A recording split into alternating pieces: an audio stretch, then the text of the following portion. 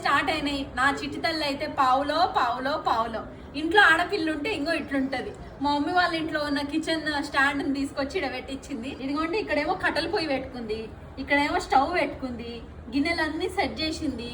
ఫోన్లకు దూరం చేయాలంటే పిల్లలకి జరసేపు ఇట్లనే ఏదో ఒక యాక్టివిటీ చేపియాలి.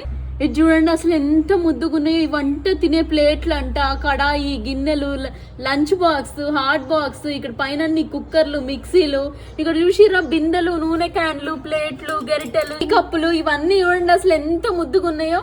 ఇదంతా చూడండి అసలు ఎంత ముద్దుగా ఉందో. ఇప్పుడే వచ్చినాయి.